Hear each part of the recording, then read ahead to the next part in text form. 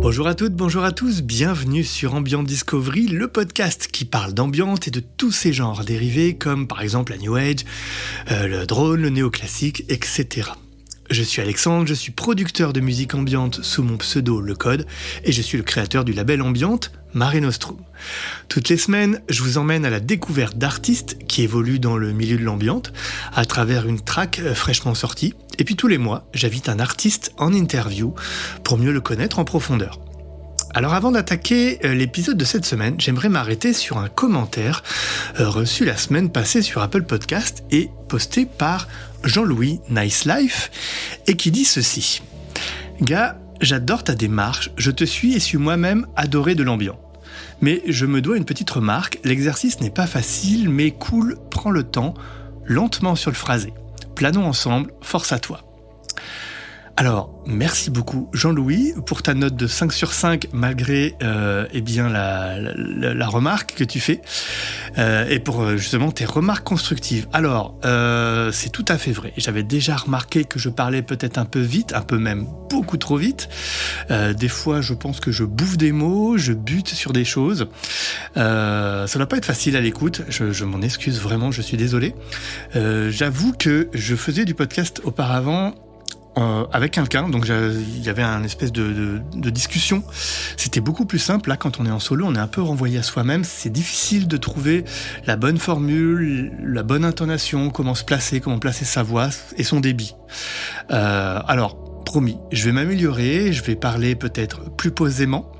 En plus, ça va bien avec le style que je chronique, avec l'ambiance. Donc, comme tu le dis, Jean-Louis, planons ensemble, c'est ce qu'on va faire. Merci beaucoup en tout cas pour ton commentaire.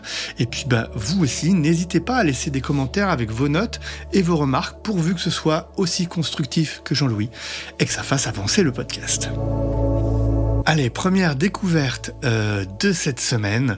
On part en Allemagne avec Nils Frahm, que vous connaissez peut-être, qui est très très connu, qui est un musicien, compositeur et producteur allemand, né le 20 septembre 1982 à Hambourg. Alors son parcours musical débute très tôt dans son enfance, où il reçoit une éducation classique et rigoureuse au piano. Son père, Klaus Frahm, était photographe et concevait notamment des pochettes pour le prestigieux label ECM Records. Cette immersion précoce dans l'univers musical lui a permis d'étudier pendant 8 ans sous la direction de Naum Brodsky, considéré comme le protégé de Tchaïkovski. Ce qui distingue Nils Frahm sur la scène musicale contemporaine, c'est sa capacité à transcender les frontières entre musique classique et électronique. Il est reconnu par son approche non conventionnelle du piano, c'est-à-dire qu'il mélange le piano à queue, le piano droit et puis des synthétiseurs comme le Roland Juno 60, des pianos Rhodes, des boîtes à rythme et même un Moog Taurus. Sa signature sonore s'est révélée particulièrement dans l'album Felt, sorti en 2011, où il a placé du feutre sous les marteaux du piano pour créer une sonorité unique et intimiste. Le musicien explique sa démarche artistique ainsi. Je m'intéresse à la façon dont les êtres humains réagissent dans certaines situations et à ce que la musique fait aux émotions des gens. En 2015, il fonde le Piano Day, qui est une célébration annuelle qui se tient le 88e jour de l'année, en référence aux 88 touches du piano standard. Travaillant depuis son studio au légendaire Funkhaus de Berlin, ancien complexe de production audiovisuelle de la RDA, Nils Frahm a récemment enrichi sa discographie avec une série d'albums remarqués. Day et Paris en 2024 et suivi de Night en 2025 qui est donc l'objet de cet épisode. Et cette dernière sortie complète une trilogie qui reflète l'évolution constante de son univers musical entre composition contemplative et exploration sonore audacieuse. Et j'ai choisi le titre Canton, issu donc de cette EP Night sortie tout récemment.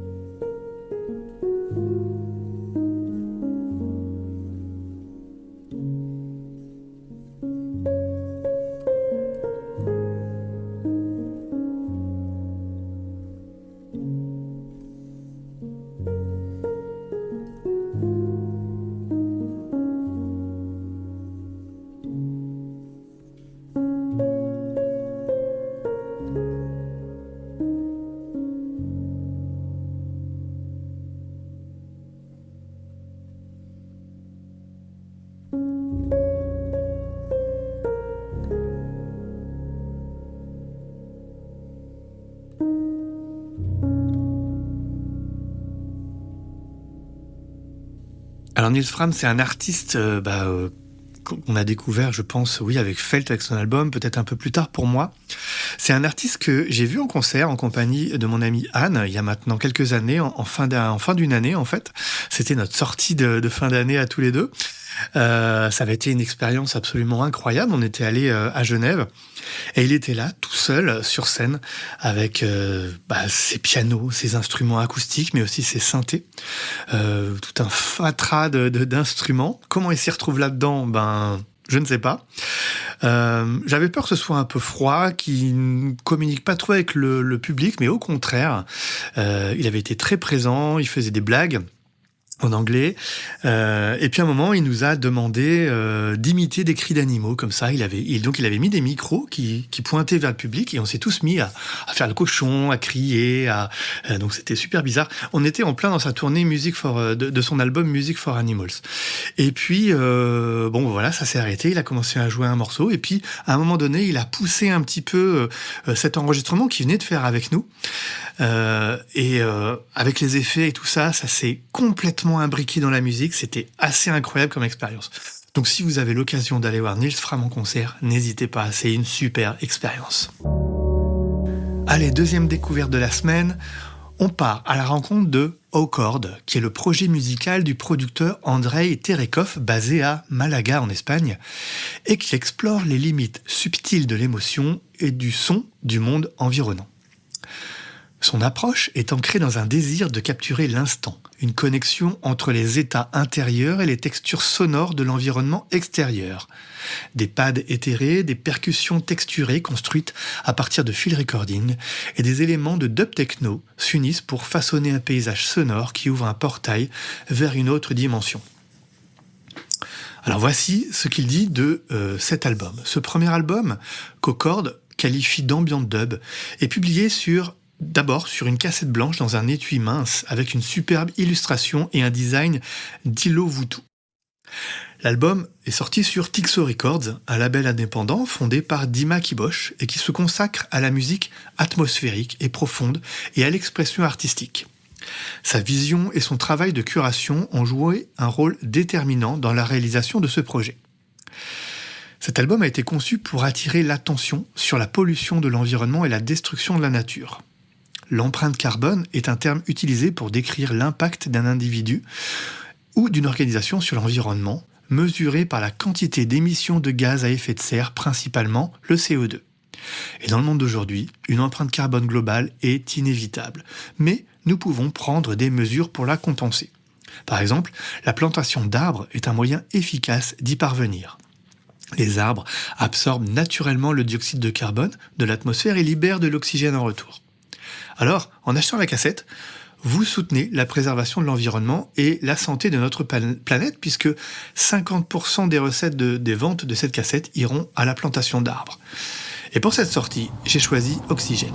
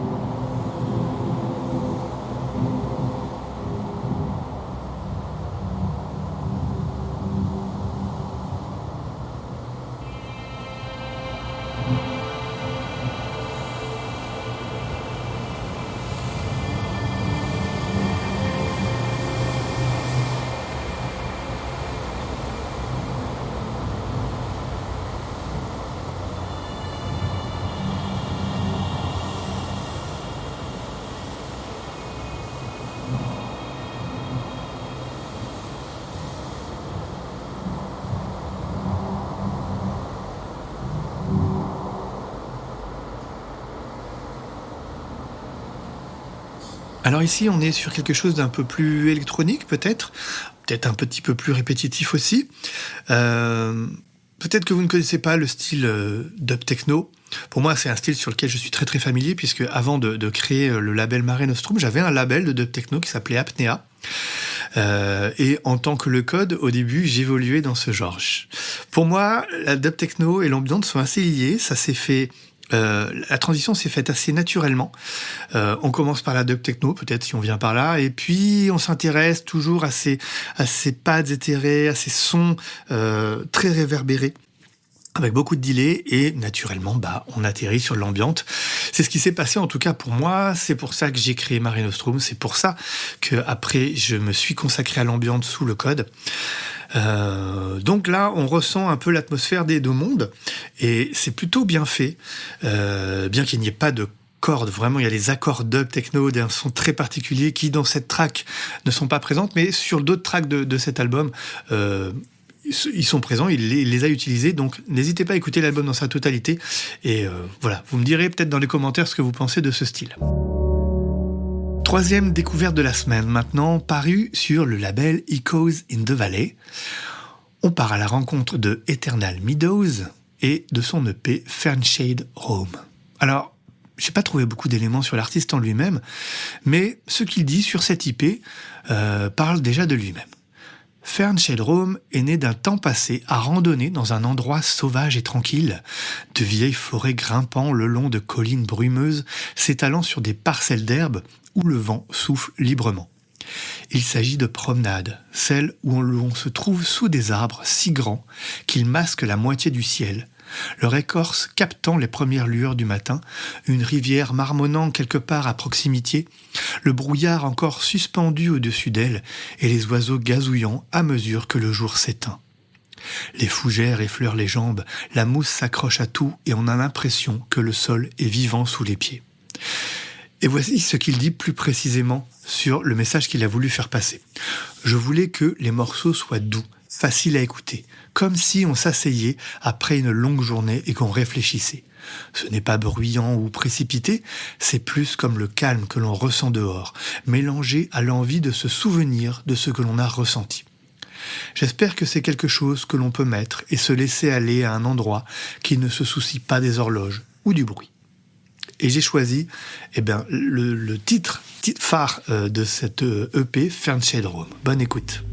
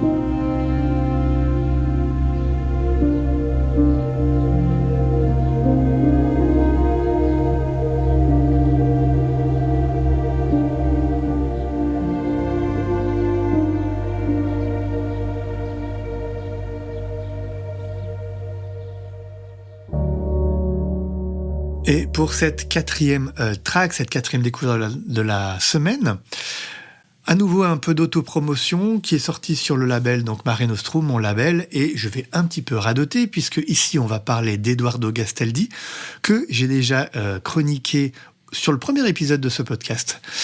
Et puis donc de moi-même, donc on vient de sortir un album.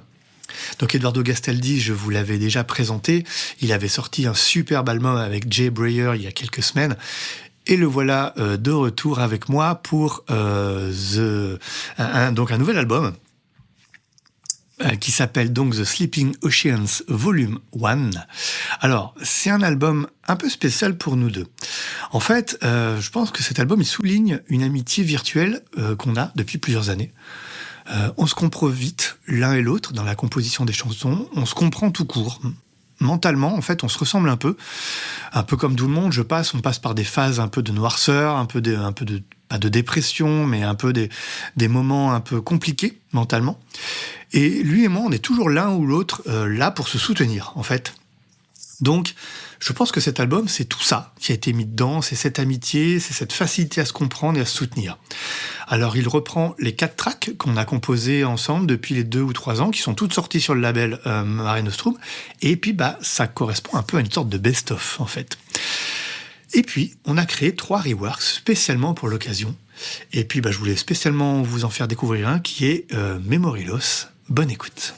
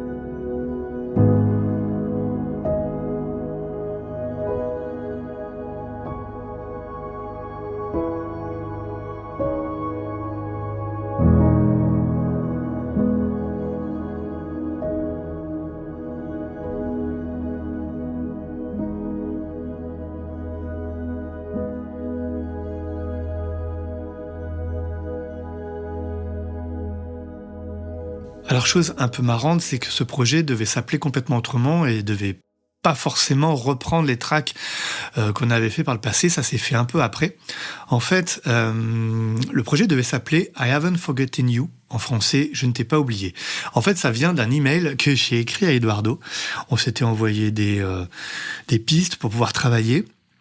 Et puis, j'étais dans une période un peu compliquée. J'avais beaucoup de mal à trouver du temps personnel pour composer. J'étais très pris par le boulot, par d'autres choses. Et je lui avais écrit un objet du mail, je ne t'ai pas oublié, I haven't forgotten you. Et du coup, il m'a dit, mais c'est génial, ça va être le nom du prochain album, en tout cas d'une prochaine track.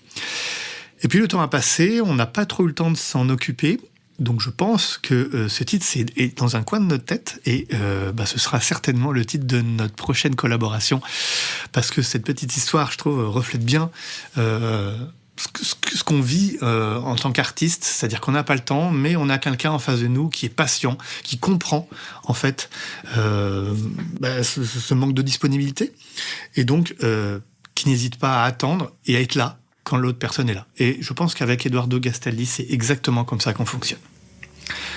Voilà. Eh bien écoutez, c'est tout pour aujourd'hui. J'espère que cette nouvelle sélection vous aura plu et que vous avez découvert de nouveaux artistes ou en tout cas de nouvelles tracks. N'oubliez pas, vous pouvez m'envoyer vos tracks avec des codes Bandcamp ou des liens à ambiantdailypodcast@gmail.com. J'ai vraiment envie de vous chroniquer, vous les artistes et les labels. Et puis bien sûr, vous pouvez mettre 5 étoiles sur Apple Podcast et Spotify, car, comme je vous l'avais déjà expliqué, cela fera vraiment grandir le podcast. Et puis, merci à vous tous qui écoutez le podcast. Les écoutes augmentent toutes les semaines et j'en suis vraiment très heureux. Il me reste plus qu'à vous souhaiter une très bonne semaine et je vous donne rendez-vous mercredi prochain pour un nouvel épisode. Bye bye!